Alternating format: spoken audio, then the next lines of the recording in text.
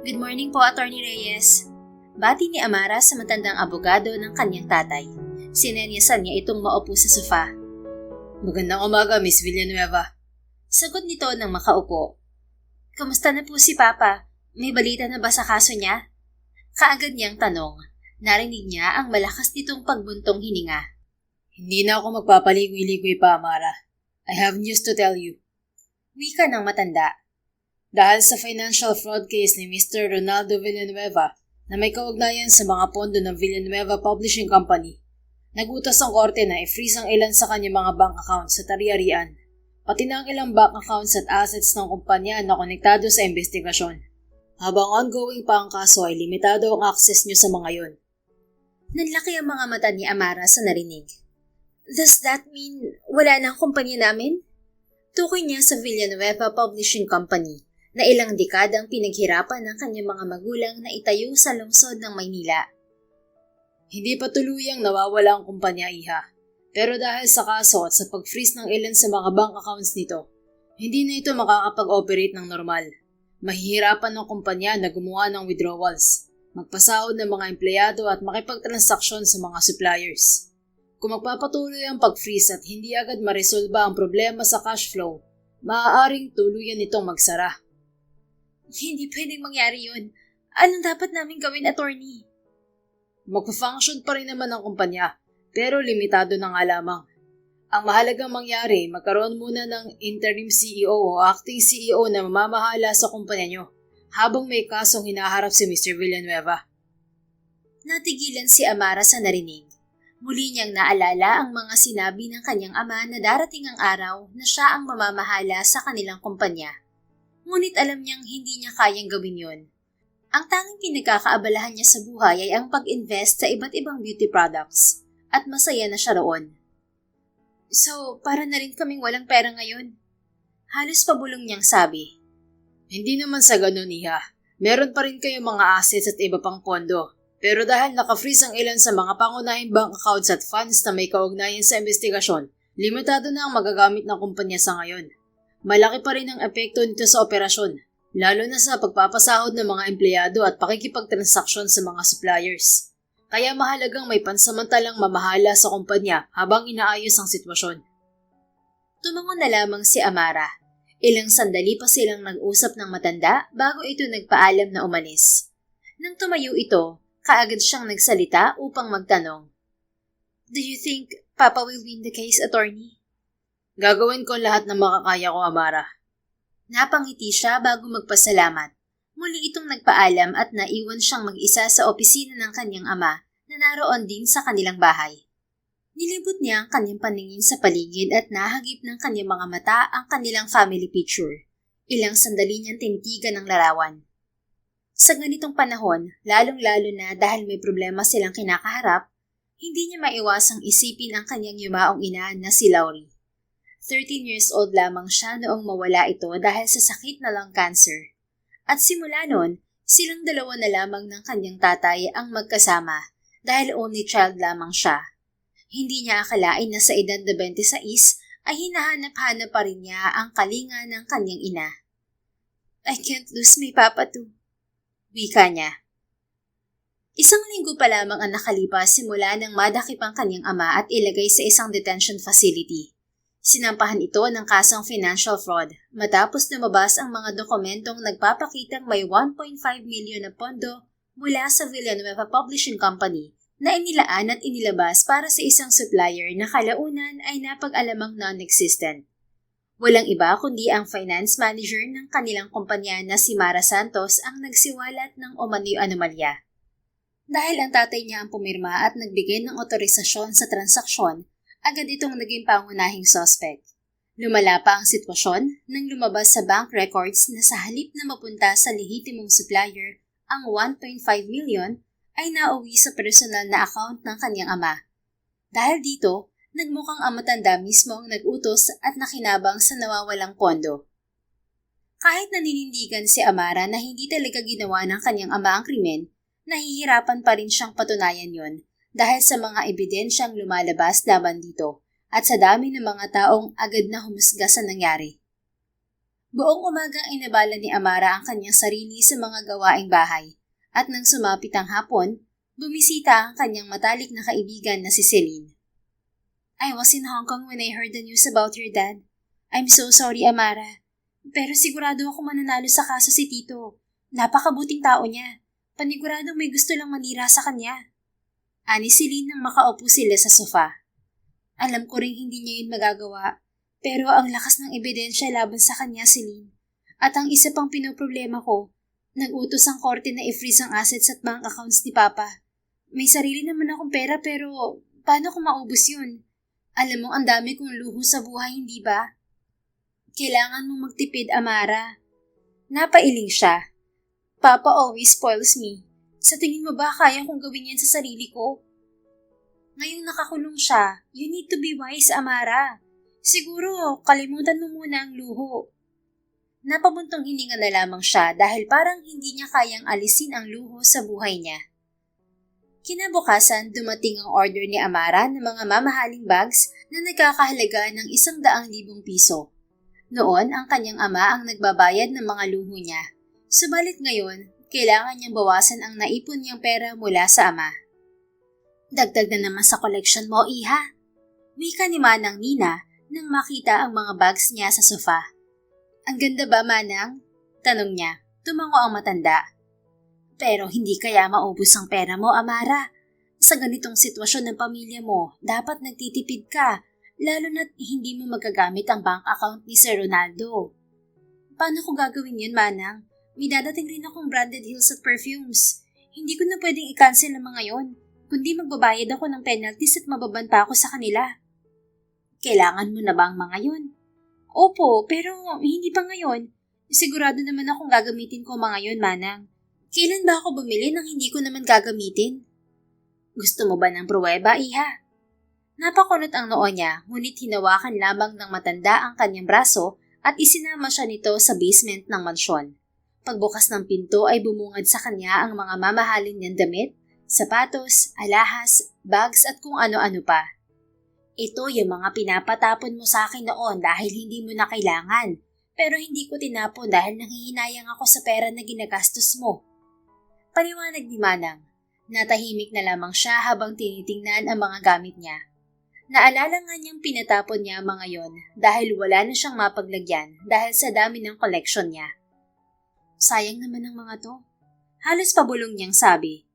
Pero ayoko nang gamitin ng mga yan, Manang. Paniguradong naalikubo ka na yung mga yan dahil nakatambak lang. Kung wala kang plano sa mga gamit na yan, pwede tayong magbukas ng garage sale. Ayos lang, Manang. Pero pwede bang ikaw na lang mag-asikaso? Alam mo namang masyado akong busy lalong-lalo na sa nangyayari ngayon kay Papa. Don't worry, I'll tell the maids to help you too. Ayos lang naman, Amara. At saka huwag niyo rito gawin sa mansyon ng garage sale dahil alam mo namang ayoko sa madaming tao, Manang. Sige, ako na bahala.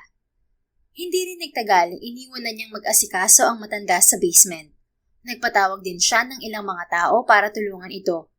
Pagkatapos ay tinawagan niya si Celine para magpasalon. Masyado siyang na-stress sa nangyayari lately, kaya kailangan niyang mag-refresh. Samantala, abala si Noel Cinco sa paglilinis ng kanyang mechanic shop nang makarinig siya ng tunog ng isang motorsiklo. Nakita niya ang pagdating ng kanyang kaibigan na si Alan. Flat ang gulong ko, Noel. Wika nito dahilan para mapailing siya. Sarado na ang shop ko, Alan. Parang hindi mo naman ako kaibigan. Binitiwan niya ang hawak ng mga pathinarapang lalaki. Doble bang ibabayad mo sa akin? Huwag ka naman ganyan, Noel. Hindi lang naman ako pumunta rito para magpabomba ng gulong. May balita rin akong sasabihin sa'yo na paniguradong magugustuhan mo. Balita? Ngumiti ito. Oo. Hindi ba't nagtatrabaho si Lolo sa isang mayamang pamilya? Ang sabi niya kanina sa akin, may mga gamit yung amo niya na gusto niyang ipag-garage sale. Talaga? Kailan? Wala pang balita pero sigurado na yun. Huwag kang mag-alala, sasabihan kita kaagad. So ano, hahanginan mo na ba tong gulong ko? Napailing na lamang si Noel habang kinukuha ang kanyang air pump. Siguraduhin mo lang na may kwenta ang garage sale na yun, ha? Gamit ng mga mayayaman ang mabibili mo ron. Paniguradong kung ibebenta mo yun, doble ang kita mo. Tubong-tubo ka, pre. Sa huli, wala siyang nagawa kundi ang ayusin ang flat nitong gulong. Naniniwala naman siya sa kanyang kaibigan, kahit paminsan ay loko-loko ito. Hindi rin nagtagal ay umalis na rin si Alan kaya tuluyan na niyang isinara ang kanyang talyer. Talyer ang tanging kabuhayan ni Noel.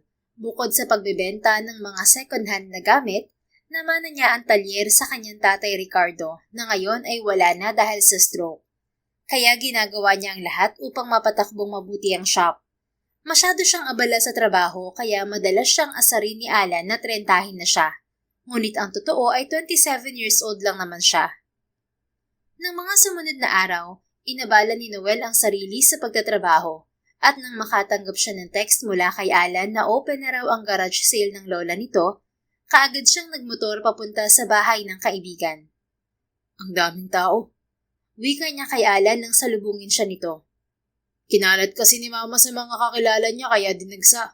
Wala nga si Lola pero nandito yung iba niyang katrabaho. Sila yung nag-aasikaso sa mga bumibili. Tumutulong din ako. Nakalatag lamang ang 3 lamesa sa tapat ng bahay ni na Alan at nakapatong ang iba't ibang mga gamit. Ngunit karamihan ng nakikita ni Noel ay mga heels at bags na pinag-aagawa ng mga kababaihan. Sigurado ka bang may magugustuhan akong gamit dyan, Alan? Tanong niya sa kaibigan bago ito harapin, ngunit nawala ito bigla. Napailing na lamang siya at binaling na lamang ang kanyang atensyon sa mga naka-garage sale. Ilang sandali lang ay napahinto si Noel nang mapansin ng isang malaking vase na nasa gilid lamang at walang pumapansin. Pula at makulay ang disenyo niyon na may mga bundok, puno at bulaklak na nakapinta sa katawan. Meron din yung gold na hawakan sa magkabilang gilid. Simple lamang ang ibang mga gamit na nasa lamesa, kaya agad niyang napansin ang vase dahil sa kakaiba at detalyadong disenyo nito. Nilapitan niya yun at tiningnang mabuti. Amara? Basa niya sa pangalang nakasulat sa ibabang bahagi ng vase. Maliit lamang ang mga letra kaya hindi ka agad mapapansin. Gusto mo bang bilhin niya, Noel? Tanong ng mama ni Alan nang makita siya nito at lapitan. Magkano po ba, tita? Ang sabi sa akin nung may 3,000 pesos, pero mukhang ang mahal ng totoong presyo niyan, ano? Parang kalahating milyon dahil sa ganda. Tumango siya bilang pagsang-ayon habang pinagmamasdan pa rin ang vase. Hindi naman siya mahilig sa mga ganoon, ngunit nakuha nito ang atensyon niya. Lalo pa dahil sa palagay niya ay mas lalong naging maganda ang vase dahil sa pangalan na nakasulat sa ibabang bahagi niyon. Hindi na hinintay pa ni Noel na mabili ng iba ang vase dahil kaagad niya yung binayaran at iniuwi sa kanyang bahay. Bukod sa vase ay may iba pa siyang mga bagay na nabili katulad ng sports equipment at home decorations na ibebenta niya sa kanyang second-hand item sale. Pero pinag-iisipan pa niyang mabuti kung pati ang vase ay ibebenta niya. Hindi maiwasang isipin ni Noel kung sino si Amara at kung ang babae ba ang may-ari ng vase. Gusto niyang malaman kung bakit nito binenta ang ganoong kagandang florera. Samantala, hapon na nang magising si Amara dahil uminom sila ng alak ni Celine kagabi. Nang mga nakaraang araw ay busy siya dahil sa pag-aasikaso sa kanyang ama at sa kumpanya nila. Kaya naman hinayaan niya munang magsaya ang kanyang sarili kahit sandali. Pagbaba niya sa sala ay nagulat siya nang makita si Manang Nina. Akala ko ba ngayon ang garage sale, Manang? Tanong niya sa matanda. Bakit wala ka sa inyo? Kamusta ang pakiramdam mo, Amara? Sa halip ay tanong nito. Nilalagnat ka kaninang umaga kaya hindi na ako sumama sa garage sale. Hinayaan ko na lang si Namela ang mag-asikaso roon. I think wala na ako lagnat pero ang sakit po ng ulo ko. Ang dami mo sigurong nainom kagabi. I'm just too stressed about Papa's case, Manang. Malakas itong napabuntong hininga.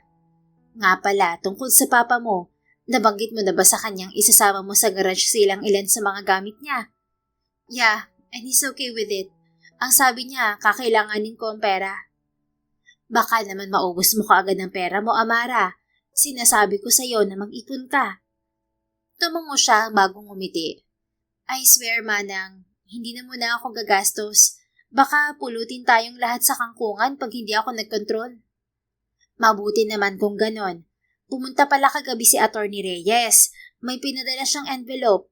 Nilagay ko na lang sa opisina ng papa mo. Sige po, Manang. Salamat. Puntahan ko lang sa office ni Papa. Baka importante yun. O siya, sige.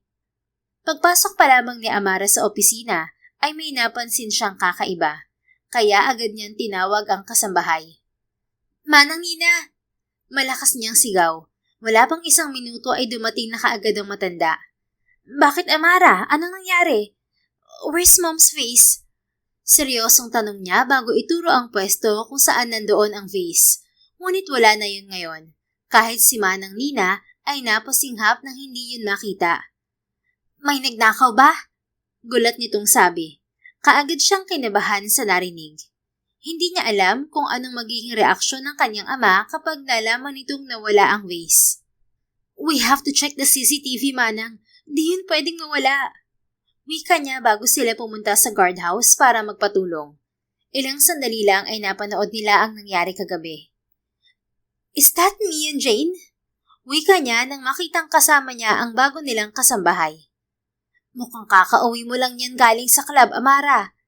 Sabi ni Manang dahilan para mapatango siya bilang pagsang-ayon. Dahil kitang-kita naman nga niya ang kanyang sarili na pagewang-gewang maglakad. Ano naman pinag-usapan namin ni Jane? Wala akong maalala, Manang. Ilang sandali pa ng panonood sa CCTV footage ay nagulat sila nang buhati ni Jane ang vase at ilabas sa opisina ng kanyang ama. Where's Jane now, Manang? Sumama po siya sa garage sale, ma'am. Sagot ng guard. Nagkatinginan silang dalawa ni Manang at bago pa siya makapagsalita, hinawakan na nito ang kanyang braso para umalis. Agad silang lumulan ng sasakyan. Did I really let that just happen? Wika niya habang nasa biyahe sila papunta sa garage sale. Ang guard ang nagmamaneho at sila ni Manang Nina ay nasa backseat. Buti na lang at maayos ang suot niya kahit hindi pa siya nakakaligo. Lasing ka lang, Amara. Sagot ni Manang. Pero bakit naman hinayaan ng ni Jane na mangyari yon? Bago lang siya, hindi ba? Singit ng guard na abala sa pagmamaneho. Paniguradong hindi po niya alam na importante sa iyo ang vase na yun. Saka malamang po inutusan niyo at sumunod lang po siya. Paano yung iba nating katulong? Hinayaan lang talaga nilang mapasama yun sa garage sale? They should have common sense. I really need to talk to Jane. Malakas na bumuntong hininga si Manang Nina, kaya nilingon niya ito. Sana hindi mo siya tanggalan ng trabaho, Amara. Bago lang siya at paniguradong hindi niya alam kung gaano kahalaga sa iyo ang vase na yun. Umiwas na lamang siya ng tingin at nanahimik hanggang sa makarating sila sa garage sale. Hindi siya lumabas ng sasakyan dahil ayaw niya sa maraming tao at isa pa, ayaw niya ring makita na binibili sa murang halaga ang mga mamahalin niyang heels at bags.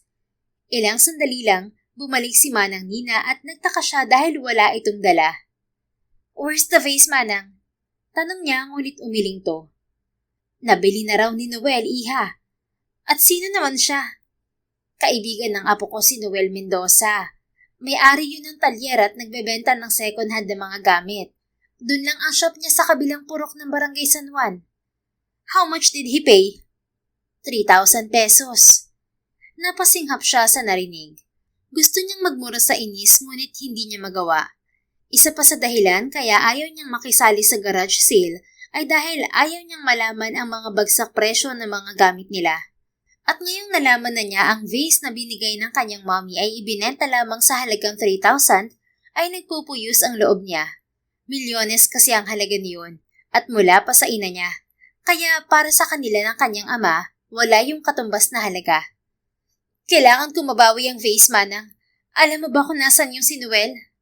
Oo naman, hindi naman yun umaani sa shop niya. Tara, sana lang hindi pa niya yun naibibenta sa iba. Ilang sandali lang, hindi niya namalayang huminto na ang sinasakyan nila. Nandito na tayo, Amara. Gusto mo bang samahan kita? Tanong ni Manang Nina, ngunit umiling lang siya bago bumaba ng sasakyan at naglakad. Pagpasok ni Amara sa talyer, agad na kumunot ang noo niya dahil sa ingay ng mga makina at amoy ng langis doon. Napatingin siya sa paligid. Halatang hindi siya sanay sa ganoong lugar.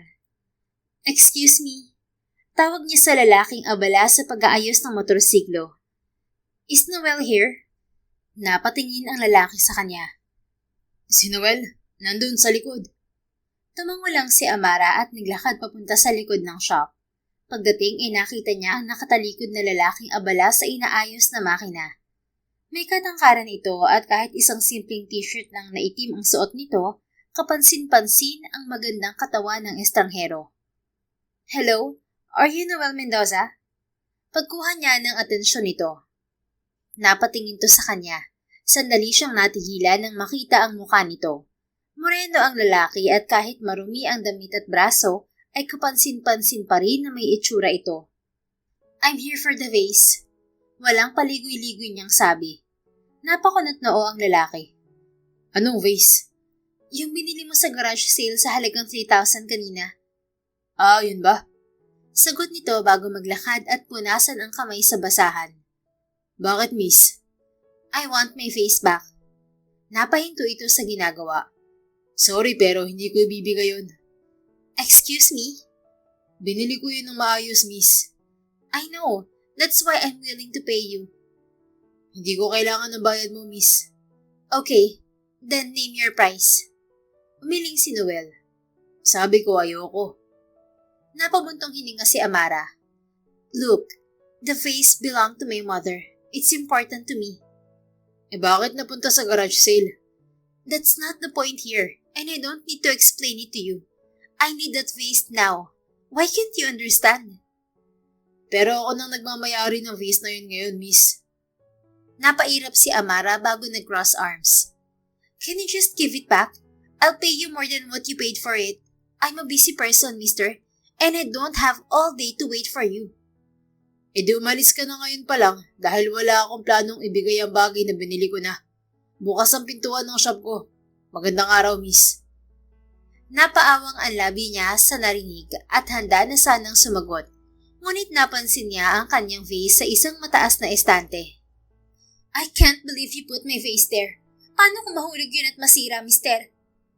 Masira na ako masira. Pero ako naman ang masasayang, hindi sayo. Sa inis na nararamdaman ay lumapit na si Amara sa estante. Hoy, wag mo nakawin yan, miss. Sita ng lalaki. "I'm not stealing it. I'm buying it back, Mr. Noel." Hindi ko nga sabi binibenta. Bakit ba ang kulit mo? "I already offered you money." Hindi lahat ng bagay na bibili, miss. Napailing si Amara at inabot ang vase.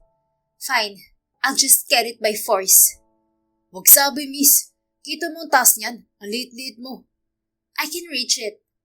Baka mahulog yung vase kakabilit mo. Pati estante ko mabasag din sa kakulitan mo, miss.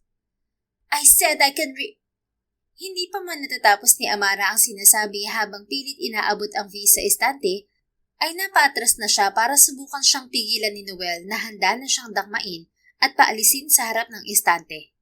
Hindi niya napansin ang toolbox sa likod niya, kaya nasagi yun ng mga paa niya at bumagsak sa sahig. Kumalat ang mga wrench at pyesa. Nanlaki ang mga mata niya nang makitang may mga nabasag sa mga yon. Napahinto si Amara. Hindi alam ang gagawin. Napatingin si Noel sa nabasag na pyesa. Nasira mo. "I didn't do that on purpose, mister." Pero ikaw ang sumagi kaya sila nasira. "I know. I'll pay for it." Napailing si Noel habang pinupulot ang mga gamit. Hindi mo kailangang bayaran lahat. "Then what do you want me to do?" Mag-ingat ka sa susunod. Tahimik na napatingin si Amara sa lalaki. Sasagot na sana siya ngunit tumunog ang kanyang cellphone at nakitang tumatawag si Attorney Reyes. Mabilis niya itong sinagot. "Hello, Attorney?" Wika niya sa kabilang linya. Nakita mo na ba ang envelope na pinabigay ko, Amara? "Not yet, Attorney. What is it all about?" Hindi pumayag ang korte na pansamantalang makalaya ang papa mo. "What? And he didn't do anything?" I tried, Amara. Malakas siyang napabuntong hininga. "So, kailangan talagang makapili na ng temporary CEO." As soon as possible, Iha. "Okay, I'll talk to Papa. Thank you, Attorney." Binaba niya ang tawag at malakas na bumuntong hininga, ngunit na-realize niyang pinapanood pala siya ni Noel, kaya hinarap niya ito. "I'll come back here and I'll get my vase." Seryosong sabi niya. "Hindi pa ako tapos sa'yo, Noel. And don't you dare sell my vase, okay?" Okay, pero alam mo naman na ang sagot ko. Hindi ko ibabalik sa iyo ang vase dahil akin na yun. Umiling na lamang siya bago tumalikod, ngunit bago siya tuluyang makaalis, narinig niya itong muling nagsalita. Ingat, Amara. Napahinto siya bago ito nilingon. How did you know my name? Nakalagay sa face. Hula ko lang naman na ikaw si Amara at tama nga ako. Whatever. Irap niya bago tuluyang umalis. Sisiguraduhin niyang sa susunod niyang balik, makukuha na niya ang kanyang face. Sa kabilang banda, kahit ilang oras na ang lumipas simula nang umalis si Amara, ay hindi alam ni Noel kung bakit iniisip pa rin niya ang naging pag-uusap nila. Paniguradong hindi ka titigilan nun. Narinig ko kay Lola na galing sa mama niya yung vase. Wika ni Alan na pinuntahan siya sa talyer. Hindi niya nga pinaliwanag sa akin kung bakit napunta sa garage sale yung vase, kung importante nga sa kanya yun. Napakasungit pa niya. Sa halip na makiusap ng maayos, siya pa ang mataas. Ganun daw talaga yun, sabi ni Lola. Matagal na kasi siya nagtatrabaho sa pamilya ng babaeng yun. Kaya nakita niya kung paano lumaki si Amara. Kaso, nabalitaan kong may kasong kinakaharap ngayon ng tatay niya. Financial fraud daw sa sariling kumpanya nila. Kaya pala may kausap siyang abogado kanina. Kung ako sa'yo, magpapabayad na lang ako at ibabalik ko yung vase. Huwag mo nang pahirapan ng sarili mo, Noel. Sabi mo naman, willing yung masungit na Amara na doblehin ng bayad eh. Kung gusto niya talagang mabalik sa kanya, vase, sana makiusap siya ng maayos, pre. Alam mo naman, anak mayaman at laki sa layaw. Kaya hindi yung sigurado marunong makiusap, lalo na sa gaya nating mahihirap. Sa unang pagkikita pa lang, malinaw na kay Noel ang impresyon niya kay Amara. Isa itong mayamang babae na sanay makuha ang gusto nito at parang pera agad ang solusyon sa lahat. Ngunit noong mga sumunod na araw, hindi niya alam kung bakit hinihintay niya ang pagbabalik nito kahit pa desidido siyang hindi niya ibabalik ang vase. Inabala na lamang niya ang sarili sa trabaho hanggang isang araw, bumibili si Noel ng ilang materyales na kailangan niya para sa talyer. Dala niya ang isang maliit na supot na mga pyesa habang naglalakad pabalik sa kanyang motorsiklo nang makita niya ang isang pamilyar na babae habang nakapamewang itong nakatingin sa kotse na nakahinto sa gilid ng kalsada sa may EDSA. Natigilan siya. Kahit malayo pa lamang ay nakilala agad niya si Amara.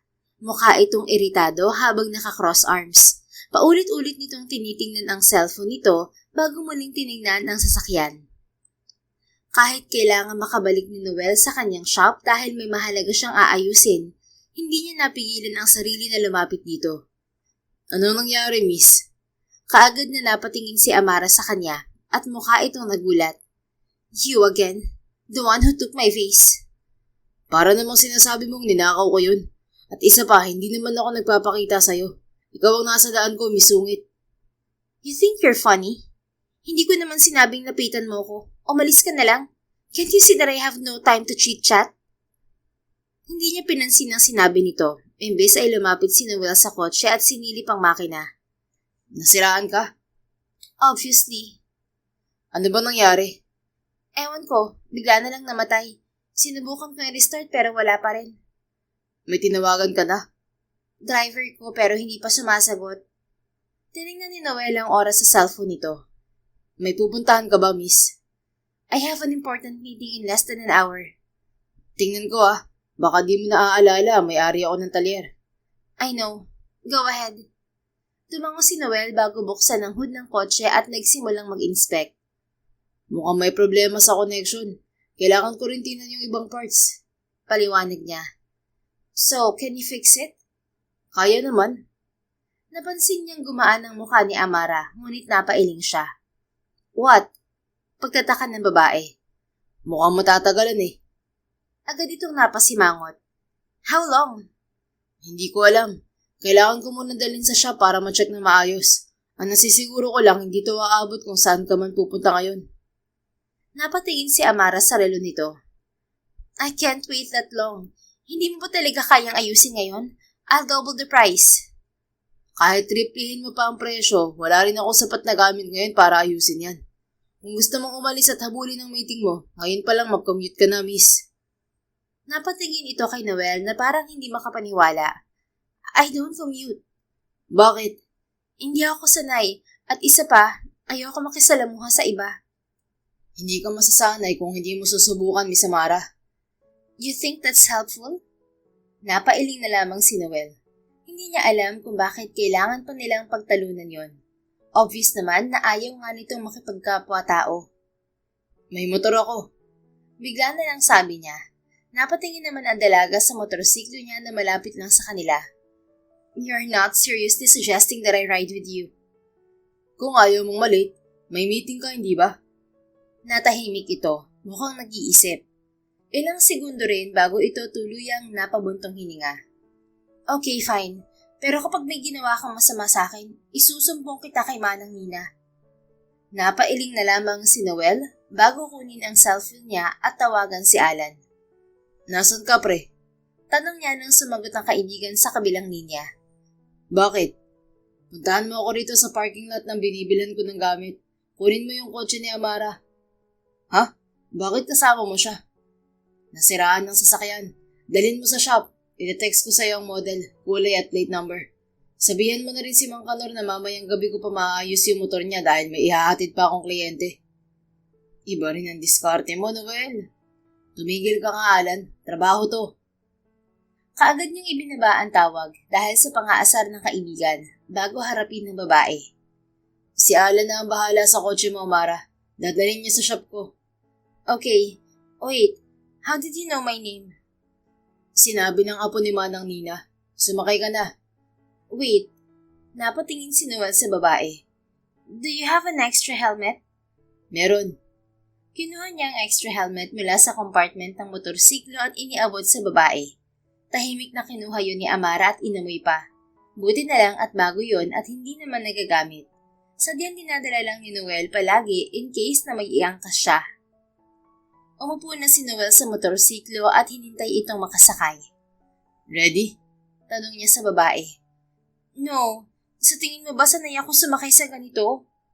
Gusto niyang tumawa ngunit pinigilan niya ang sarili. Napatingin siya sa suot nito na formal mini dress. Wala ka ng choice, Amara.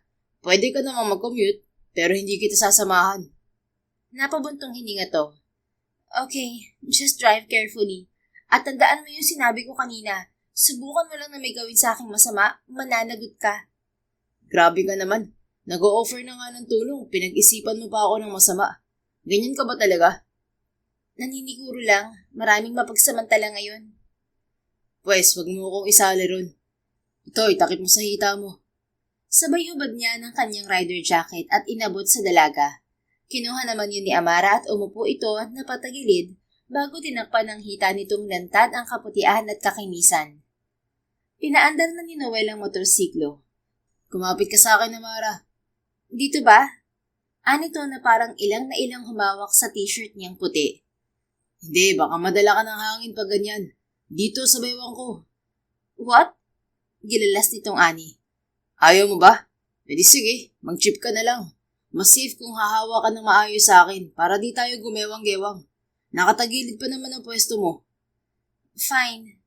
Napilitan din itong humawak ng maayos sa bewang ni Noel kaya nakaalis din sila matapos ang ilan pang diskusyon. Habang nasa biyahe sila, hindi maiwasang isipin ni Noel na parang noong nakaraan lamang pinagtatalunan nila ang tungkol sa face. Ngayon, siya ang naghahatid kay Amara sa isang importanteng meeting.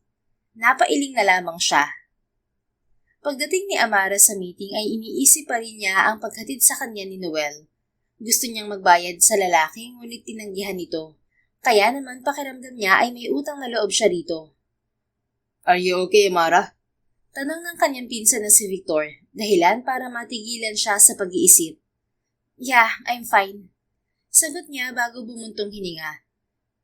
So, about the company, nag-usap kami kahapon ni Papa at napaliwanag ko sa kanyang hindi ko talaga kayang maging acting CEO habang wala siya.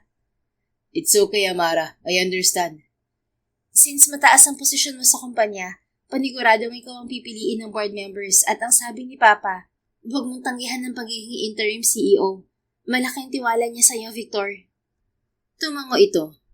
Don't worry. Hindi ko bibiguin ng Papa mo, Amara. Thank you, Victor. Alam kong malaking responsibilidad ang kakaharapin mo, lalo na ngayong may kasong kinakaharap si Papa. Paniguradong maaapektuhan ng ibang regular na supplier ng kumpanya dahil baka nawalan sila ng tiwala. May mga investors na nga rin gustong umalis. Pero wag kang mag-alala. Gagawan ko ng paraan yan kapag ako nang naging interim CEO. Thank you for helping my family, Victor. No problem, Amara. Family helps family, right? Don't worry about it. Just focus on your papa's case for a while. Nang matapos ang pag-uusap nila ni Victor, gumaan ang pakiramdam niya dahil nabawasan ang mga kailangan niyang isipin. Masyado siyang napagod sa mga nangyari, kaya pagdating niya sa mansyon ay nakatulog siya at kinabukasan na siya nagising. Unang-una niyang naalala ang kanyang sasakyan. Kaagad siyang nagpasama sa kanyang driver para puntahan ng talyer nito. Pagdating nila, isang lalaki ang naabutan niya. "Where's Noel?" tanong niya. Ikaw ba si Amara? "Yes, why?" Ako nga pala si Alan, kaibigan ni Noel. Pinapasabi niya sa akin na naayos na niya ang sasakyan mo. "Okay, thank you. But where is he?" Napansin niyang napakamot ito sa ulo. Binisita niya yung puntod ng tatay niya sa sementeryo. "May I ask where's the cemetery located?" Tumango naman si Alan. Nang makuha niya ang address ay umalis na siya. Sinabihan niya ang kanyang driver na iuwi ang kanyang sasakyan, nakakaayos lamang, habang ang kotse na ginamit nila papunta roon ang sinakyan niya para makapunta sa sementeryong sinasabi ni Alan. Ewan din niya kung bakit niya naisipang sumunod doon. Pakiramdam kasi niya ay kailangan niyang personal na magpasalamat sa lalaki. Pagdating ni Amara sa sementeryo, bahagya siyang bumagal ng pagmamaneho nang makita niya ang pamilyar na lalaki sa di kalayuan. Natanong niya si Noel. Nakatayo ito sa harap ng isang puntod. Tahimik ito habang nakayuko. Napansin niya rin sa kamay nito ang isang maliit na bouquet ng bulaklak. Nang mapansin ng lalaki ang presensya niya, agad itong napatingin. Bahagyang kumunot ang noo ni Noel. Amara? Bumaba siya ng sasakyan at lumapit sa lalaki. "Hi, Anong ginagawa mo rito? I'm looking for you. Bakit? I just wanted to thank you. Naayos mo na pala yung sasakyan ko." Sagot niya. Kagabi ko pa naayos yun. Hinintay ko ang dumating ka eh.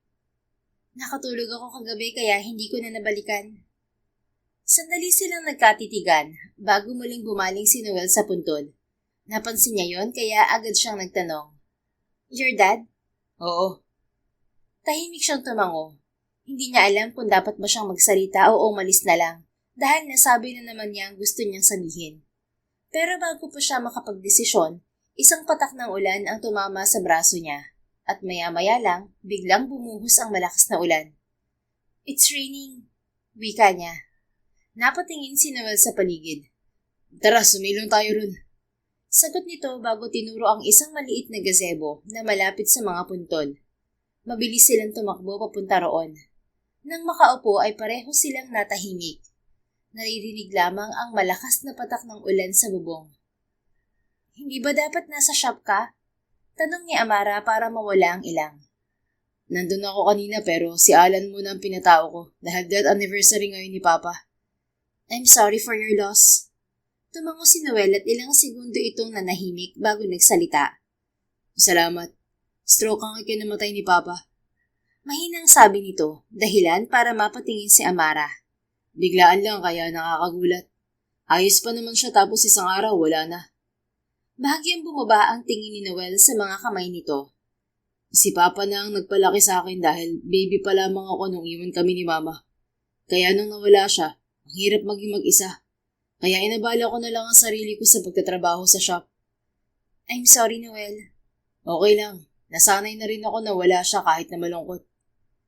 Ilang sandali siyang hindi nagsalita hanggang sa banggitin niya ang kanyang nanay. My mom died when I was a kid.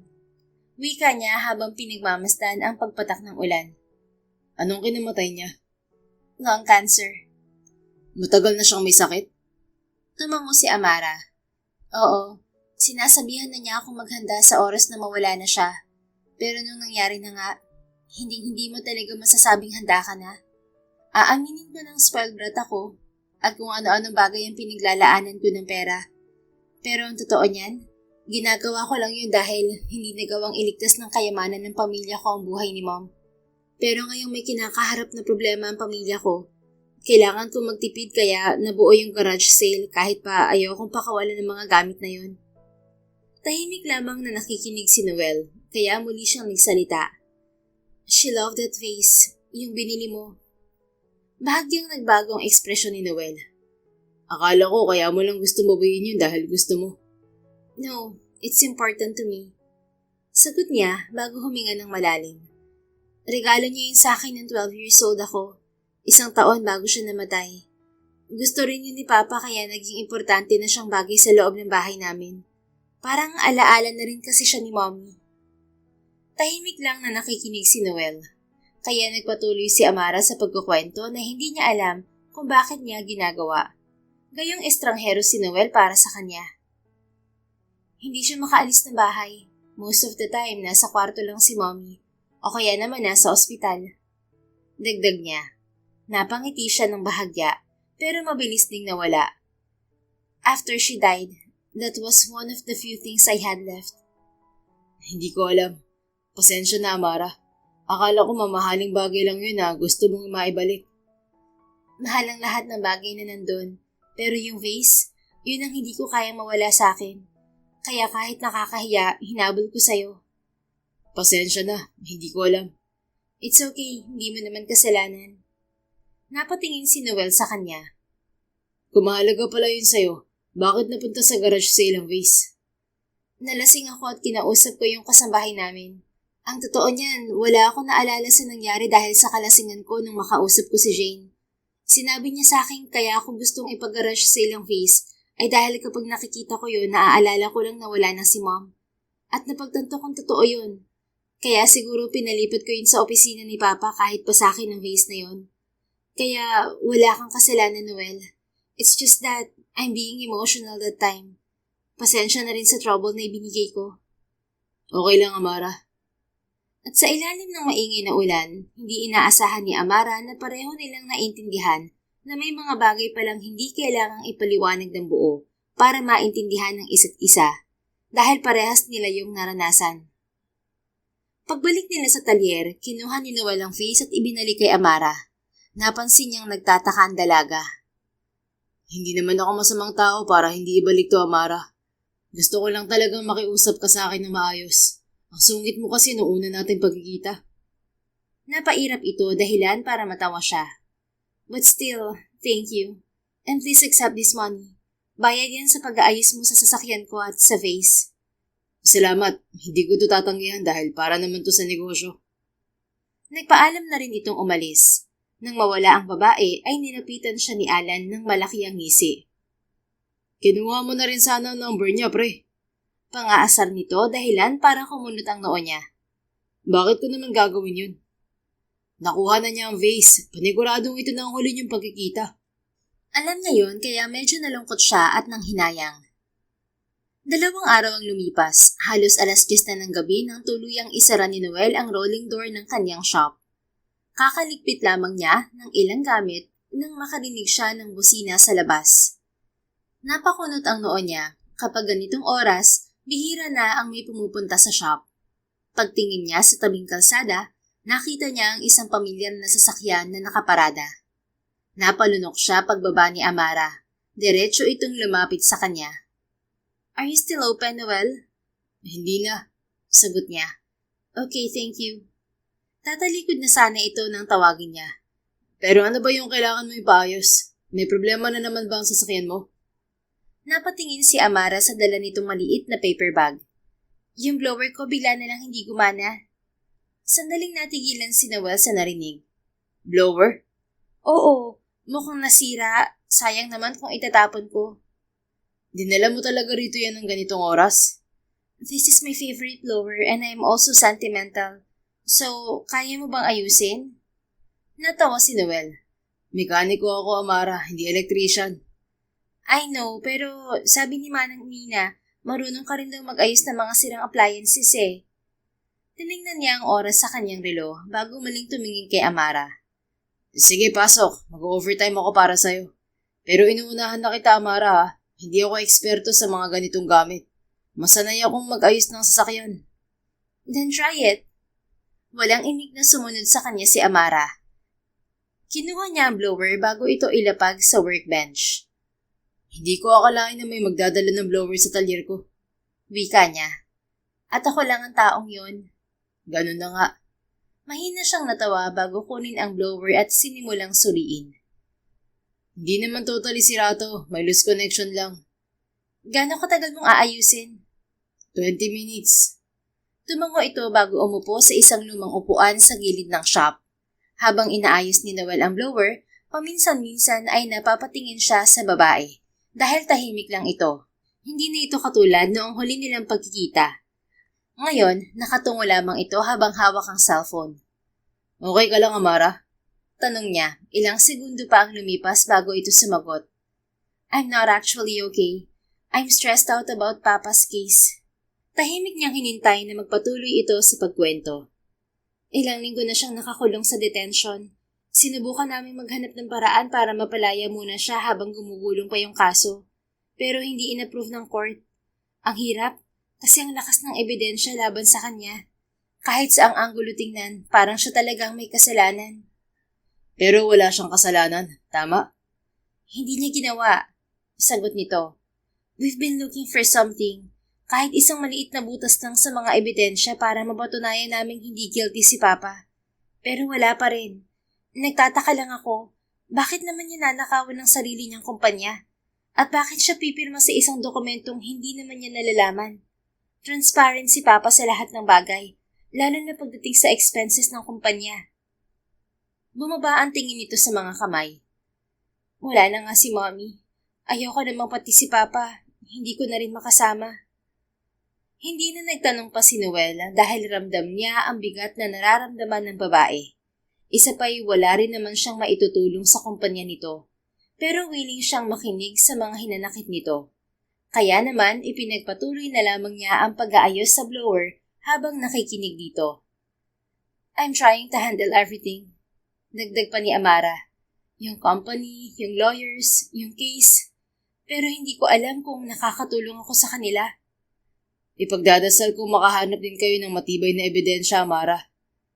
Napatingin si Amara sa kanya bago ngumiti. I hope so, Noel. Hindi naman kailangan masusolusyon ng lahat ng iniisip mo ngayong gabi. Unti-unti mo lang himayin ang lahat. Kalaunan, mahahanap mo rin ang sagot na kailangan mo. Hindi matatapos ang isang bagay kung marami kang pinagsasabay-sabay, Amara. Bahagyang tumango ang babae. Ang galing mo magsalita. Kung ganun, bukod sa pagiging mekaniko at electrician, kaya ko rin sigurong gawing sideline ng pagiging therapist or counselor, ano? Sa unang pagkakataon, narinig niya ang tawa ng babae. Fair enough, Noel. Napailing na lamang siya bago nag-focus sa pag-aayos at makalipas lamang ang ilang minuto, umandar na ang blower. Okay na, pwede mo na ulit gamitin. Wika niya. Lumapit si Amara at kinuha yon. Thank you, ang galing mo. Huwag mo nang bayaran, ha? Napakunot ang noon nito. No, I'll pay for it. Libre na nga, Amara. Magkano nga? Wala nga, di ba? Hindi naman ako napagod sa pag-ayos. Nagkaroon pa ako ng pagkakataon na makinig sa'yo. Salamat sa tiwala at pag-share ng personal mong problema. Lagi mo nang tandaan na narito ako palagi para makinig sa mga hinaing mo. Pwede mong dalhin sa susunod ang sira mong TV o ref para habang naglalabas ka ng sama ng loob, makikinig ako at inaayos sa mga yon. Noel. Amara. Nagkatitigan sila ng ilang segundo bago ito bahagyang napangiti. Okay, fine. I won't pay you then. Wika nito bago kunin ang blower at tumayo. I'll leave now. Thank you again for listening. Salamat din. Mag-ingat ka. Paglabas ni Amara ng shop, sandaling nanatili si Noel sa may pintuan. Hindi niya alam kung bakit, pero pakiramdam niya ay hindi naman talaga sirang blower ang dahilan kung bakit pumunta ang babae sa shop niya. Siguro ay kailangan lang ni Amara ng lugar kung saan maaari itong magpahinga kahit saglit lang at magkwento ng nasa loob nito. At kung yun ay ang shop niya, wala siyang nakikitang dahilan para paalisin to. Samantala, pagkaalis ni Amara sa talyer ni Noel, ay gumaan ang kanyang pakiramdam. Kaya niya namang magsabi ng problema niya sa mga kaibigan niya, ngunit hindi niya alam kung bakit kay Noel niya naisipang magsabi. Siguro ay dahil na rin sa naging pag-uusap nila sa sementeryo. Pero kahit ano pang dahilan yun, masaya siya na may nakakaintindi na rin sa nararamdaman niya. Kinabukasan, nagpa siya siyang bisitahin ang kanyang ama. I'm really sorry about Mom's face, Papa. Wika niya sa matanda. Ngayon ko lang sinabi dahil siniguro ko munang mababalik ko yun dahil paniguradong magagalit ka. Narinig niya ang mahina nitong pagtawa. Hindi naman ako magagalit dahil alam ko namang kahit anong mangyari, maibabalik mo pa rin yun, anak. Mabait naman kasi yung nakabili pa. He is Noel and Manang Nina knows him. Akala ko ba noong una ayaw niyang ibigay yung vase? Siyempre, may karapatan naman siyang tanggihan ako dahil hindi naman niya alam na aksidente lang na napunta sa garage sale yung vase. Nabanggit ko sa kanya yung tungkol kay Mom. Ang sabi niya kung kinausap ko lang siya ng maayos ng umpisa, ibinalik na sana niya ang vase. At aaminin ko namang nasungitan ko siya. Pero nag-sorry na po ako, tinanggap naman niya. Wow, where's my prideful daughter? Parang dati lang ayaw mong aminin na nagkakamali ka. Pero ngayon kinakwento mo na sa akin. Well, I guess this is Noel's effect. I have to meet that man after I get out of here. Hinawakan niya ang kamay ng kanyang ama. Pinagdadasal ko ring makaalis ka na rito pa. Sana may naitutulong ako sa'yo. What do you mean? Being here with me is a big help, anak. At isa pa, may naitutulong ka rin sa kumpanya. Anong naitutulong ko sa company pa? Alam kong gusto mo akong pansamantalang mamahala ron. Pero dahil alam mo hindi ko gusto ang trabahong yun, hindi mo ako pinipilit. Wala akong silbing anak, Papa. Sorry. Because I want to give you freedom, Amara. Ayaw kong isipin mo na nakakulong ka sa mga gusto ko. Do what you want, anak. I'll always be here. Hindi ka useless, okay? Malaking bagay nang narito ka at inaasikaso ang kaso ko. Pero wala akong magawa at mahanap na ebidensya para mapatunayang wala kang kasalanan, Papa. Kung nakinig lang sana ako noon sa'yo na aralin ng kumpanya, alam ko sana agad kung nasaan ang mali. Lalabas din ang katotohanan. Huwag ka na masyadong problema, okay? Mahigpit niyang niyakap ang ama. Nang mga oras na yon, nangako si Amara sa kanyang sarili na hindi niya hahayaan na mabulok ang kanyang tatay sa kulungan. Kinabukasan, pagkagising, nakatanggap si Amara ng tawag mula sa abogado ng ama. Hello, attorney. Wika niya sa kabilang linya. Amara, nasaan ka? Ani Attorney Reyes. I'm at home. Why? Sandali ito natahimik. Your father was rushed to the hospital. Dito lang sa malapit sa detention. What? Gulat niyang Anya. Nanlamig ang buong katawan niya. Muntik na niyang mabitawan ang cellphone na hawak. May nangyaring aksidente sa kulungan niya kagabi. He was found unconscious this morning. Hindi pa namin alam ang buong detalye pero hindi na niya hinintay pa na matapos ang abogado sa sinasabi dahil kaagad niyang pinatay ang tawag. Bumangon siya sa higaan para kunin ang bag at susi ng sasakyan at nagmamadaling lumabas ng kanyang kwarto.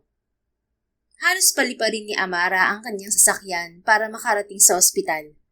Pagbukas ng elevator, agad niyang nakita si Attorney Reyes kasama ang dalawang pulis sa hallway. Where's my dad? Tanong niya. Subalit hindi umimik ang abogado. Where is he? Itinuro nito ang isang kwarto sa dulo ng hallway. Nagmamadali siyang naglakad papunta roon. Ngunit kaagad siyang hinarang ng doktor. Are you Mr. Villanueva's daughter? Tanong nito. Mabilis siyang tumango. I'm sorry but you need to prepare yourself. Your father suffered serious injuries. Humigpit ang kapit niya sa kanyang bag. Ramdam niya ang panghihina ng kanyang mga tuhod. Is he dead? Halos mabulong niyang tanong. He's still alive. Malakas siyang napabuntong hininga. Ngunit nananatili ang pag-aalalang nararamdaman niya. But he's currently in coma. Dagdag ng doktor. Can I see him? Nangihinang tanong niya. Tumango ang doktor. Pagpasok niya sa silid, halos hindi niya makilala ang kanyang ama. Nakahiga ito sa kama. Maraming nakakabit na tubo at monitor sa paligid. Mas lalo siyang nakaramdam ng takot na baka mawala rin ito katulad ng mommy niya. Lumapit si Amara bago marahang hinawakan ang mga kamay nito. Dad, I'm here. Nanginginig ang kanyang boses. You said you'll always be here. You promised me. So please, don't leave me now. I need you. Ilalaban pa natin ang kaso mo, di ba? Mananalo ka sa kaso mo, di ba? I promise I'll do everything para makahanap ng ebidensya. So please wake up. Makalipas ang ilang oras, saka lamang niya nalaman ang nangyari. Ayon sa investigasyon ng mga pulis, natagpuan ng kanyang ama sa loob ng detention facility matapos umanong magkaroon ng insidente sa isang bahagi ng gusali na hindi sakop ng mga security camera. Ang nakakapagtaka pa, may isang jail officer na naka-duty ng mga oras na yon na biglang nawala sa post nito. At nang tanungin daw kung paano nangyari ang insidente, iba-iba ang naging sagot ng mga taong naroon. Habang nagkakagulo, may nakapasok sa detention facility ng kanyang ama at sinaksak ito habang natutulog. Hanggang ngayon ay pinaghahanap pa rin ang nanaksak. Something doesn't make sense, sabi ni Attorney Reyes. Anong ibig mo sabihin, Attorney? Tanong ni Amara. Your father was under custody. Dapat mahigpit ang security sa kanya.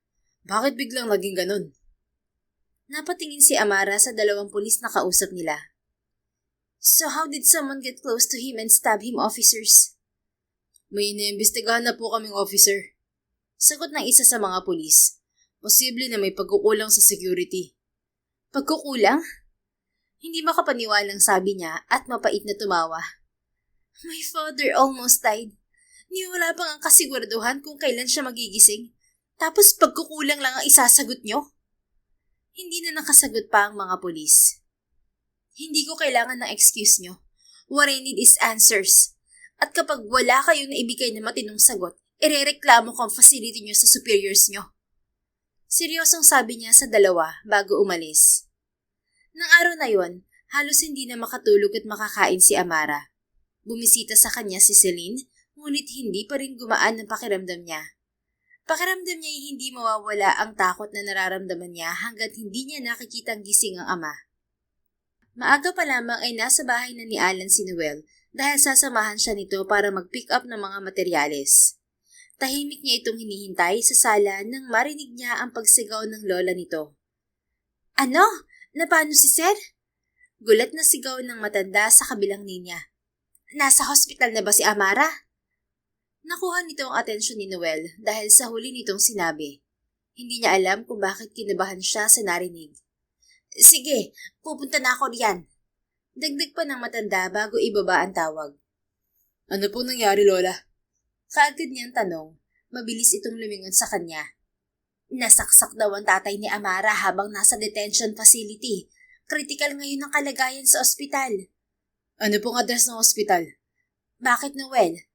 Ako na lang ang pupunta sa kanya. Hindi ba't day off mo po ngayon? Malakas itong napabuntong hininga. Sigurado ka ba? Akala ko ba may pupuntahan kayo ni Alan? Kakausapin ko na lang po si Alan. Sagot niya. Nang makita ang kaibigan ay agad niya itong pinakiusapan. Bakit naman ikaw ang pupunta ron? Wala lang. Kaibigan ko na si Amara. Kukumustahin ko lang naman siya. Kaya pumayag ka na, Alan. Ikaw na lang ang mag-isang kumuha ng materyales. Papayag naman ako pero may itatanong lang ako sa'yo, pare. Ano yun? Interesado ka ba kay Amara? Sandali siyang natigilan dahil hindi niya inaasahan yun. Ngunit seryoso lamang siyang tiningnan ng kanyang kaibigan. Malakas siyang napabuntong hininga. Alam kong maikling panahon ko pa lang siya nakakasama. Pero hindi ko naramdaman sa iba yung nararamdaman ko kapag siya ang kasama ko, Alan. Kaya oo, interesado ako sa kanya. Baka nga, higit pa ron. Suplada siya at masungit, oo. Pero mula nang magkausap kami ng maayos sa sementeryo, doon ako nagsimulang humanga sa kanya. Hindi pwedeng magkamali si Noel sa kanyang nararamdaman at sisiguraduhin niyang gagawin niya ang lahat upang masabi yon kay Amara. Pero sa ngayon, nais niya itong damayan. Sige na nga, good luck sa pagsinta mo riyan kay Amara. Suportado kita, pare. Nako Noel, sana nga'y mapaibig mo yung amo kong yon. Ni minsan hindi ko pa nakitang nag-uwi ng boyfriend yun sa mansyon. Puro luho ang alam yun gawin. Pero mula nang makulong ang kanyang ama, nagbago na naman siya. Kaya lang ay naging malulungkutin. Kaya tama ka, kailangan nga niya ng karamay. Singit ng lola ni Alan. Kaya pupunta ako rin ngayon, Lola. Hindi naman po ako naghahangad na matapatan niya ang pagtingin ko sa kanya. Dahil alam kong magkaiba kami ng mundong ginagalawan. Ang sa akin lang po ay masabi ko sa kanya sa tamang oras na gusto ko siya. O siya, sige. Puntahan mo na siya at siguradong mag-isa lang yun ngayon sa ospital. Agad namang umalis si Noel. Sakay ng motor ay binigtas niya ang kalsada patungo sa sinabi ni Manang Nina na ospital. Sa kwarto ng tatay ni Amara, tahimik lang siyang nakaupo sa tabi ng kama nang makarinig siya ng pagkatok sa pinto. Ngunit hindi niya agad ito pinansin. Nanatili siyang nakatingin sa kanyang ama. Amara, Anang boses ng pamilyar sa kanya kaya agad siyang napalingon sa bumukas na pinto. Noel? Bahagyang ngumiti ang lalaki bago pumasok. hi. Anong ginagawa mo rito? Sinabi ni Manang Nina sa akin ang nangyari. Hindi ko naman alam ang number mo para mga musta kaya pinuntahan na lang kita. Baka nakakaabala ako sa trabaho mo. Hindi ka na sana nagpunta rito. Si Alan ang magbabantay sa shop. Paliwanag nito bago umupo sa tabi niya. So, siya pala ang papa mo. Yes. I'm sorry, Amara. Okay lang. Aksidente raw ang nangyari. Thank you sa pagpunta, Noel. Nasabi na ba kung anong nangyari? Aksidente ba talaga? Umiling si Amara. Hindi pa malinaw ang binibigay na detalye ng mga pulis, pero ang nangyari ay may sumaksak kay Papa habang nasa detention facility siya. Nakuhaan sa CCTV ang suspect, ngunit nakabalot ang muka, kaya hanggang ngayon, pinaghahanap pa rin sila. Napakunot ang noo ni Noel. Habang nakakulong ang papa mo, kamo? Yes, I can't believe it too. Pero paano? Wala bang nagbabantay? Imposibleng aksidente o nadamay lang siya at napagkamalan. That's what we're trying to figure out. Yung officer na dapat nagbabantay ay bigla na lang nawala sa post niya. Hanggang ngayon, hindi pa rin nila mahanap ang taong yun. Parang may mali, Amara. Hindi ko rin alam. Ayaw kong mag-assume. Tumahimik si Noel. Sa isip ng lalaki ay hindi nito alam kung ano ang tamang sabihin. Hindi naman ito abogado. Hindi rin ito kayang ayusin ang problema ni Amara. Makalipas ang ilang minuto, tumayo si Noel. Iiwan muna kita. Paniguradong kailangan mong pahinga. Napatingin siya sa lalaki. You don't have to leave. Sure ka? Ayos lang sa'yong nandito ako. It's okay. At least may nakakausap ako. Muling umupo si Noel sa isahang sofa na naroon. Pinagmamasdan lang nila ang matanda. Nasa ganoon silang posisyon nang bahagyang gumalaw ang kamay nito. Napansin niyo ni Amara. Papa? Wika niya bago tumayo. Pa, can you hear me? Nang mapansin niyang muling gumalaw ang daliri nito ay muntik na siyang mapaiyak. Noel, call the nurse please. Wika niya. Kaagad naman itong lumabas ng silid. Makalipas ang ilang sandali, dumating ang nurse kasama ang doktor. Naiwan silang dalawa ni Noel sa labas ng silid habang sinusuri ng doktor ang kanyang ama. At sa unang pagkakataon, matapos ang ilang oras niyang paghihintay, nakaramdam siya ng pag-asa dahil alam niyang lumalaban ang kanyang ama at hindi siya nito iiwan katulad na lamang ng ginagawa ngayon ni Noel. Nanatili ang lalaki sa kanyang tabi. Hindi ito nagtatanong o nangungulit. Nandoon lamang ito na hindi niya alam kung bakit hinahayaan lang niya. Magaan ang pakiramdam niya sa tuwing kasama niya ito. Pakiramdam niya ay nawawala ang problema niya kapag kausap ito. Paglabas ng doktor ay sinabi nito na hindi pa rin gumigising ang kanyang ama, pero magandang senyales na gumalaw ito kanina. Nang sumapit ang gabi, nagpa siya si Amara na yayain si Noel na kumain sa cafeteria ng ospital. Ang totoo niyan, wala pa talaga akong kain simula kaninang umaga dahil hindi ko kayang umalis sa tabi ni Papa. Pagkuwento niya nang kumakain na sila. Pero ngayon sinabi na ng doktor na baka ilang araw lang magising na siya. Nabawasan ang mga iniisip ko. Sana nga magising na siya, Amara. At isa pa, huwag mo rin sanang pabayaan ng sarili mo. Dahil alam kong ayaw yun ng papa mo. I know, Noel. Salamat din talaga sa pagpunta mo dito. Dahil kahit papaano, pakiramdam ko, hindi ako mag-isa. Walang anuman, Amara. Pwede mo akong tawagan kahit kailan. Kahit may trabaho ka? Oo, kahit anong oras. Handa akong samahan ka. May mapapagkatiwalaan naman ako sa talyer kaya pwede ko yung iwan. Sandali siyang natigilan at napatulala sa lalaki na patuloy lamang sa pagkain. Nang tumingin ito sa kanya ay kaagad siyang tumikhim at uminom ng tubig. Ngayon lang din niya napagtanto na gwapo pala si Noel, lalo na sa malapitan. Definisyon ito ng tall, dark and handsome. Sa edad niyang 26, Ngayon lamang siya natulala ng ganoon sa lalaki. Madalas kasi siya ang hinahabol ng mga lalaki, pero never siyang nagbigay ng atensyon sa mga ito. Nagka-boyfriend na siya noon pero wala siyang sineryoso. Baka naman si Alan ang maging may-ari ng shop mo kapag palagi tayong magkasama. Sagot niya, mahina itong natawa. Sinasahuran ko siya sa tuwing siya ang nagbabantay. Simula bata pa lang kami, palagi kaming tinuturuan ni Papa kung paano magkalikot ng mga bagay-bagay, lalo na ng sasakyan. Parang laro lang sa amin nung una yun, hanggang sa napagkakitaan na namin. I think that kind of skill is really cool. Hindi madaling matutunan kaya sa tingin ko ay talented ka talaga. Siguro nga, pero sa totoo lang, hindi naman ako nakapagtapos ng kolehiyo. Masili ko talaga magkais ng mga sasakyan. As long as kaya mong kumita mula sa talento mo at diskarte, hindi naman siguro kakulangan kung nakatapos ka o hindi.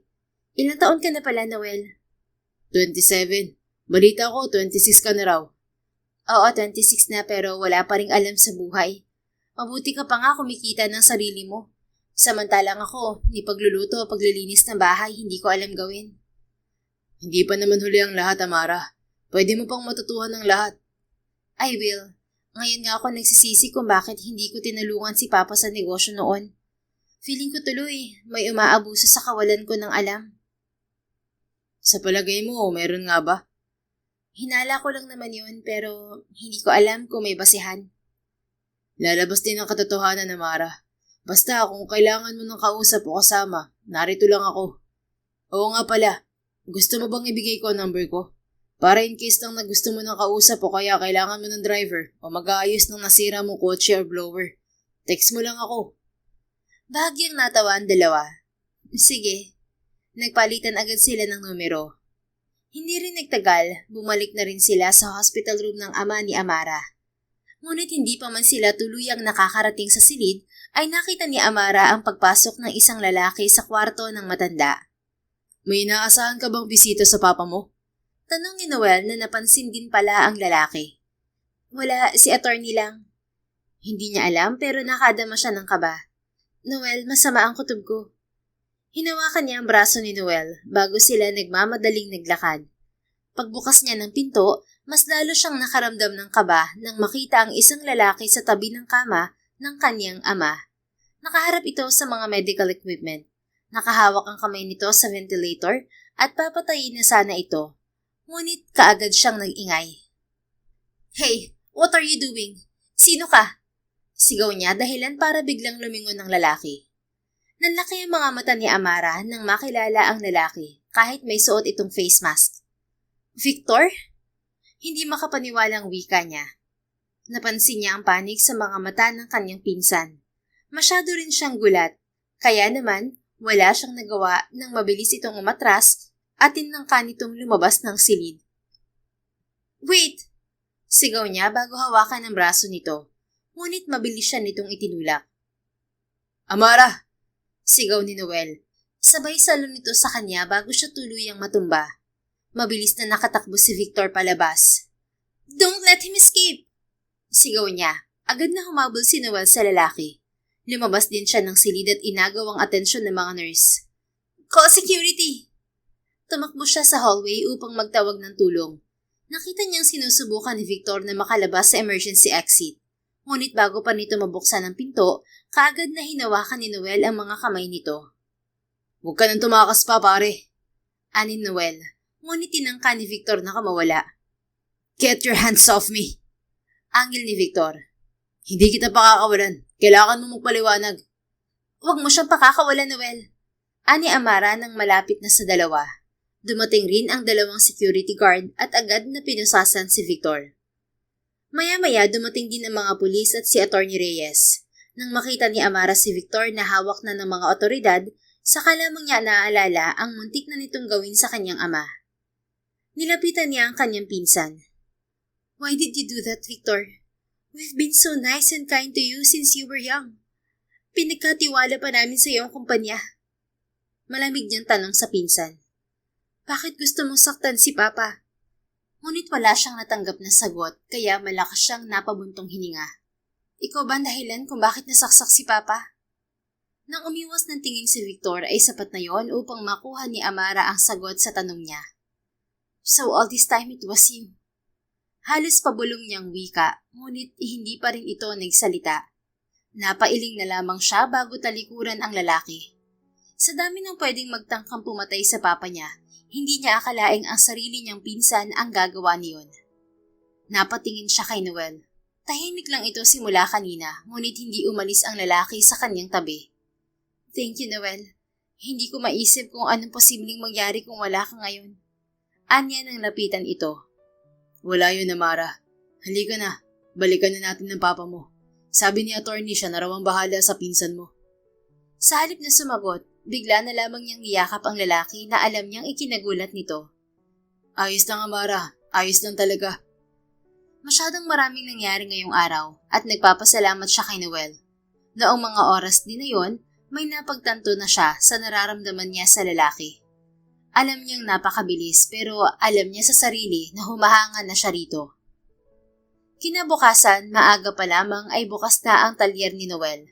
Naglilinis siya ng ibang mga materyales nang makarinig siya ng pamilyar na tunog ng sasakyan. Kaagad siyang lumabas para tingnan kung sino yon. At katulad ng inaasahan niya, ay nakita niya si Amara na bumababa mula sa sasakyan. Hindi niya mapigilang magtaka kung bakit naroon ang babae, ngunit sa loob niya ay masaya siyang makita ito. Good morning, bati ni Amara. Good morning. Kumusta? May nangyari ba? Kaagad niyang tanong. Sandaling nag-alangan ng babae na parang nahihiya, ngunit nagsalita rin to. Pwede mo ba ako samahan kung hindi ka busy? Saan? Pupunta ako kay Victor sa presinto. I want to talk to him because I need answers. Hindi na siya nagtanong pa dahil kaagad niyang itinigil ang ginagawa. Tinext niya si Alan at kaagad siyang nakatanggap ng pang-aasar. Ngunit pumayag din naman itong magbantay sa shop. Tara na, Amara. Wika niya. Wala ka bang gagawin? Hindi naman nauubos ang gawain ko sa talyer. Pero may mga tao naman akong pwedeng gumawa. Importante ang lakad mo kaya sasamahan kita. Salamat, Noel.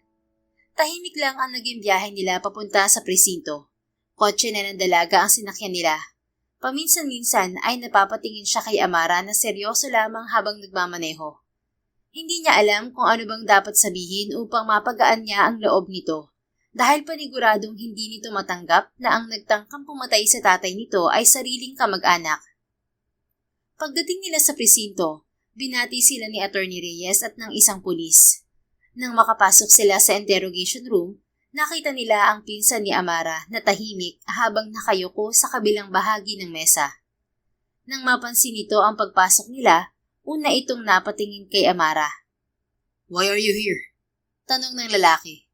Because I want the truth. Sagot ni Amara bago umupo habang nanatili naman si Noel sa likuran nito. Ilang segundo ang naging pananahimik ni Victor bago ito tuluyang nagsalita. I wanted everything. Napakunot ang noon ni Amara. Everything? The company, the properties, the businesses, and all your money. Kaya nagawa mo yun? Dahil alam kong hindi ko makukuha mga gusto ko hanggat buhay pa ang tatay mo, Amara. Hindi mo naman kailangan pagtangkaan ng buhay niya dahil simula pa lang. Alam mong wala naman akong interes sa kumpanya. Hinayaan nga kitang maging interim CEO, hindi ba? Kasing laki ng tiwala ni Papa ang tiwala ko sa iyo, Victor. I know, Amara. Then why, Victor? Dahil ang tatay mo pa rin ang may kontrol sa lahat. Kahit hindi mo gustong pamahalaan ng kumpanya, siya pa rin ang magdedesisyon kung sinong magmamana nun. At sigurado akong ikaw ang pipiliin niya, kahit natatanga-tanga ka at walang alam sa negosyo. Napailing si Amara. Kaya gusto mo siyang patayin? Ganon? Hindi agad sumagot si Victor. Tell me everything, please. Ikaw din ba may pakana ng fraud case ni Papa? Malakas na bumuntong hininga si Victor. I started by creating fake financial transactions. Gamit ang access ko sa company records, gumawa ako ng mga dokumentong nagpapakitang may milyon-milyong pisong inililipat mula sa kumpanya papunta sa mga supplier na non-existent. Para madiin si Tito. Paano mo nagawa yun, Victor? I have to access the financial records. With the help of those, hindi ako nahirapang gumawa ng bagong entries at supporting documents. Gumawa din ako ng mga bank accounts na ako ang may kontrol. Then you framed Papa. Walang emosyong sabi ni Amara. Ginamit ko ang pangalan at pirma niya. May mga digital copy ako ng signature niya. Kaya gumawa ako ng mga authorization documents para magmukhang ang tatay mo ang nag-utos ng mga transfer. Kaya pala kahit anong anggulo ang tingnan namin, wala kaming mahanap na butas dahil planado mo pala ang lahat. Tama ka. Okay ng lahat eh. Pero umiksena kayo ng lalaking yan sa ospital. Tumingin pa ito ng masama kay Noel.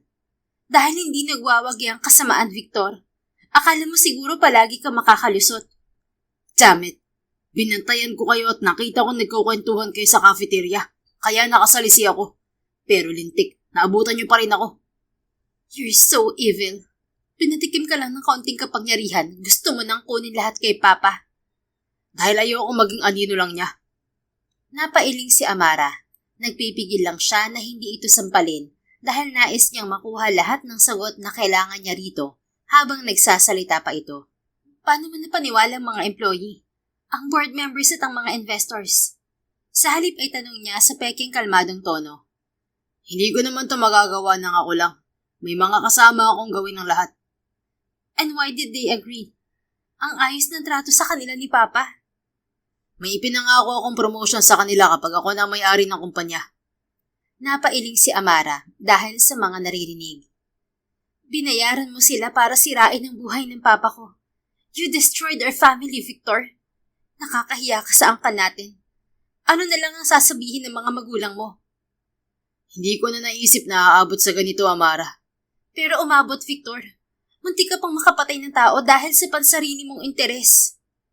Malakas itong bumuntong hininga. Nang magsimula ng magduda ang mga pulis at abogado dahil sa nangyaring aksidente sa detention facility, natakot ako. Hindi sana mangyayari to kung napatay ko ang tatay mo noong nakakulong pa lang siya. That's why you had him attacked. Napakawalang yamo. Ikaw ang lalaking yun, di ba? Ako nga. Binayaran ko ang mga bantay para mapasok ko ang detention cell ng tatay mo. Hindi lang yun. I also created a fake will. Napakunot ang noon ni Amara. Anong nakalagay doon? Hindi ka talaga kinikilabutan sa mga ginagawa mo, Victor? Ganyan ka na ba kasama dahil sa pera? Tumawa lang ito. Nilagay ko rin na pagkatapos mamatay ng tatay mo, mapupunta sa akin ng pagmamayari ng kumpanya at ilang mga ari-arian niya. Walang maiiwan sa tangang anak niya kundi mga utang at mansyon lang. Napaawang ang labi ng babae. Gusto niyang sumabog dahil sa galit na nararamdaman. Paano mo nagawa yun, Victor? Tinuring ka naming sariling pamilya tapos ganito ang ibabalik mo sa amin? Hindi nakasagot ang lalaki. Nakatitig lang sa kanya. Kung sinabi mo lang kay Papa na gusto mong magkaroon ng sariling negosyo, alam mong tutulungan ka niya, hindi ba? Pero masyado kang ganid at makasarili. Hindi mo kailangang patayin ang sarili mong pamilya para lang makuha ang bagay na hindi mo naman pinaghirapan. Inabuso mong kabaitan ni Papa sa'yo. Napakawalang yamo. Mabubulok ka sa kulungan. Tandaan mo yan. Isusunod ko ang mga kasabwat mo. Hindi ako kasing tanga gaya ng akala mo, Victor. Bago sila tuluyang lumabas, narinig nila ang mahinang boses nito. I'm sorry, Amara. I was wrong. Hindi sapat ang sorry mo para sa lahat ng ginawa mo. Magdusa ka at mabulok sa kulungan. Hinding-hindi kita mapapatawad sa ginawa mo kay Papa. Mariing sagot niya bago sila tuluyang umalis. Paglabas nila ng interrogation room, agad silang sinalubong ni Attorney Reyes at ng mga pulis. Sapat na ang mga inamin niya para makulong siya at mapawalang bisa ang kaso ng tatay mo, Iha. Balita ng abogado. Thank you, Attorney. Habang wala pang malay si Papa, ako munang mamamahala sa kumpanya. Sigurado ka, Iha? Sure ako, Attorney. Nariyan ka naman. Tuturuan mo ako, di ba? Oo naman. Matutuwa ang Papa mo. Sana nga po. And one more thing. Kailangan mapanagot lahat ng kasabot ni Victor sa kumpanya at sa detention center. I will, Iha. May tinawagan na ako kanina sa kumpanya na mag-aasikaso niyan. Sina Chief naman ang bahala sa mga binayaran ni Victor sa detention facility. Thank you, Attorney. Balitaan mo na lang ako. Babalik na ako kay Papa. Sige, Iha. 2 araw ang lumipas. Mabilis na gumulong ang kaso matapos ang pag-amin ni Victor. Naaresto na rin ang mga empleyadong napatunayang tumulong sa plano ng lalaki habang patuloy na iniimbestigahan ang mga peking dokumento at financial records. at nahuli na rin ang mga kinasabot ni Victor sa detention facility. Laking pasasalamat din ni Amara nang makatanggap siya ng tawag sa hospital. May malay na raw ang kanyang ama, kaya agad siyang sumugod doon mula sa mansyon. Pagpasok niya sa silid ng ama, nakita niyang naghihintay ito sa kanya. "Papa?" Mahinang wika niya. Napalingon ito. Amara, anak. Agad siyang napaluha dahil hindi niya inakalang maririnig niyang muli ang boses nito. Mabilis siyang lumapit at niyakap ito ng mahigpit. "You're finally awake." Mahina itong natawa. I told you I'll always be here, Amara. Napangiti na lamang siya dahil bumalik na ang kakulitan nito habang pinupunasan ang luha sa kanyang pisngi. Maya-maya ay sinabi na ni Amara ang lahat ng nangyari habang wala itong malay. I want to meet him, Iha. Pwede natin siyang bisitahin sa kulungan. Anytime. Pero magpagaling ka muna sa ngayon, Papa. Hindi si Victor ang gusto kong makilala, anak. Napakunot ang noo niya. Sino? Si Noel. Bakit gusto mo siyang makilala? Dahil ilang beses mo na siyang nakwento sa akin. Pa naman. I want to thank him personally. Pero nagpasalamat na ako sa kanya. Teka, bakit ba ayaw mo siyang ipakilala sa akin, anak? Nahihiya kasi akong abalahin siya. Basta gusto ko siyang makilala. Magandang influence niya sa'yo. Hindi ka rin niya iniwan noong mag-isa ka. Fine, ngayon palang mukhang boto ka na sa kanya. Sige po, tatawagan ko siya. Kaagad niyang tinawagan ang number ni Noel at sinabi ang request ng kanyang ama. Pagsapit ng hapon, dumating ito. Pagpasok nito sa silid, agad na napangiti ang kanyang ama. So, you're Noel? Wika ng matanda. Napansin ni Amara na parang nahihiya ang lalaki. Yes, sir. Thank you for taking care of Amara. Napatingin si Noel kay Amara. Hindi naman po kalakihan ng ginawa ko, sir. Malaki man o maliit, may ginawa ka pa rin. Nanatili ka sa tabi ng anak ko habang wala ako. Thank you again, Iho. Wala pong anuman. Basta kailangan po ni Amara ng tulong, palagi po akong darating. Kung ganon, paglabas ko ng ospital, iniimbitahan kitang mag-dinner sa bahay, ha? Ay, sige po. Hindi ko po tatanggihan yan, sir. Just call me Tito. Sige po, Tito. Matapos ang ilang minuto nilang pag-uusap, nagpaalam ang kanyang ama na magpapahinga na, kaya lumabas silang dalawa at naglakad sa may hardin ng ospital. Thank you, Noel. Wika ni Amara. Noong nakaraan ka pa nagpapasalamat. Masama ba yon? Grateful lang naman ako na palagi kang nandyan. Thank you for everything. Ngumiti si Noel. Hindi mo na kailangan magpasalamat. But I want to. Nagpatuloy sila sa paglalakad hanggang marating nila ang dulo ng hallway kung saan tahimik at silang dalawa lang. Alam mo, wika ni Amara, nung una tayong nakita, akala ko ang sungit mo dahil ayaw mong ibigay ang face ni Mommy. Natawa ito. Akala ko rin masungit ka eh. Was I? Sobrang sungit mo po talaga. Napailing siya habang natatawa sa kanilang pinag-uusapan. Pero nagbago yun. Dagdag ni Noel. How? Hindi ko alam kung kailan. Siguro nung nagsimula kang pumunta sa shop kahit nabalik ko na sa'yo ang kailangan mo. Sinundan mo pa ako sa sementeryo. Maybe I did have a reason aside from my broken lower. Anong dahilan?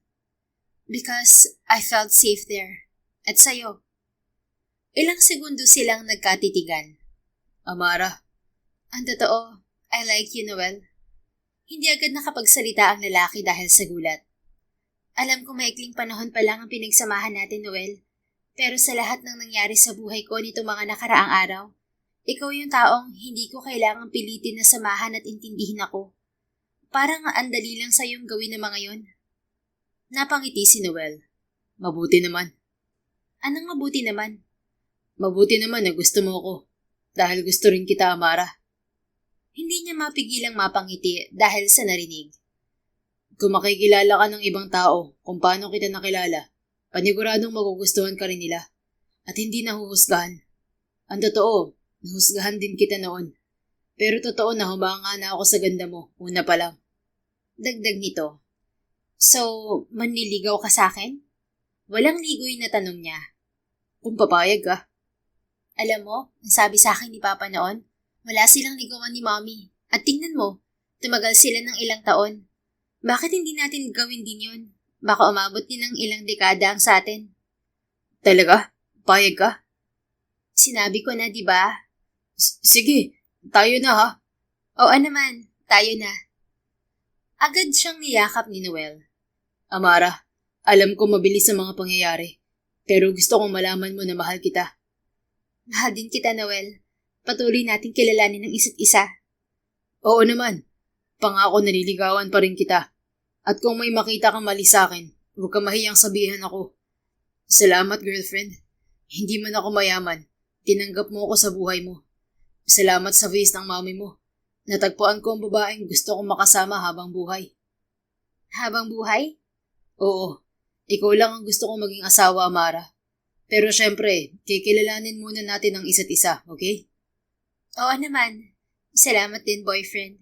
Gusto ko rin malaman mo na binago mo lahat ng pananaw ko sa buhay. Money isn't everything. Mas mahalaga ang mga taong nariyan para sa'yo. At salamat sa face ni Mommy. Dahil dito, nakilala ko ang lalaking hindi ko inakalang magpapabago sa akin. Pangako rin na magiging mabuti mo akong girlfriend. At kung sakali, misis, mag-aaral na ako magluto at maglinis ng bahay para hindi ka magsisi sa akin. Alam ko namang kayang-kaya mo yan. Pero alam mo ring tanggap ko ang lahat sa'yo. Gaya ng pagtanggap mo sa akin kahit na magkalayo ang estado natin sa buhay. At sa araw na yon, opisyal na naging sila. Binalita niya sa kaibigang si Celine ang mga nangyari. Nasa abroad na naman ang babae kaya di niya mahagilap. You mean to say, you're in love, Amara? At sa isang mekaniko? I am. At wag mo ang ginaganyan si Noel, kahit mekaniko lang siya, masipag siya at gwapo. Natawa ang kaibigan sa kabilang linya. Oy, wala naman akong sinabing masama ah. Nagulat lang ako. Kasi ayaw mo nga sa kapwa mo mayaman na lalaki tapos sa mekaniko pala ang bagsak mo. Hello, ikaw ba talaga yan, Amara? Hindi ko rin naman nakalain. Well, I want to meet the lucky guy pagbalik ko sa Pilipinas. Magpapasalamat ako sa kanya dahil sa wakas, nabago niya ang kaibigan ko. Plus point pa na gusto siya ni Tito. Happy ako para sa'yo, friend. Salamat, Celine. Ibinaba na niya ang tawag. Nagpapasalamat talaga siya na kahit wala sa tabi niya ang kaibigan, dumating sa buhay niya si Noel. Naging maayos ang kanilang buhay dahil tuluyan nang nakulong si Victor at ang mga kasabwat nito. Pagkalabas nga ng ama ni Amara sa ospital, tuluyan na ring na-dismiss ang kaso nito at bumalik agad ito pagtatrabaho. Gaya ng pangako ni Amara, tuluyan na niyang pinag-aralan ang pagpapatakbo sa kumpanya ng ama at tinulungan ito. Kasabay niyon ay tinangkilik nila ang talyer ni Noel. Lahat ng mga kakilala nilang mag-ama na may sasakyan ay nire-rekomenda nila sa shop ng binata. Kaya naman, makatatlong taon, ay mas lalong lumago ang negosyo nito at nakilala sa bansa. Isang gabi, dinila ni Noel si Amara sa isang restaurant. Malamlam ang mga ilaw doon at walang ibang customer. Iilan lang din ang waiter at waitress. May malamyos ding musika na lalong nagpaparomantiko sa lugar. Pumesto sila sa mesa na may dekorasyon ng mga bulaklak at candlelight. Nakahain ng mga paborito nilang pagkain. Pagkatapos nilang kumain, lumapit ang waiter at nag-serve ng cake.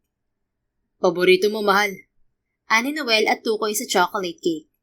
Salamat. Ang ganda nitong napili mong restaurant. May ganito pala dito sa Manila. Bago lang to. Nirekomenda sa akin ni Alan. Talaga? Pero bakit walang tao?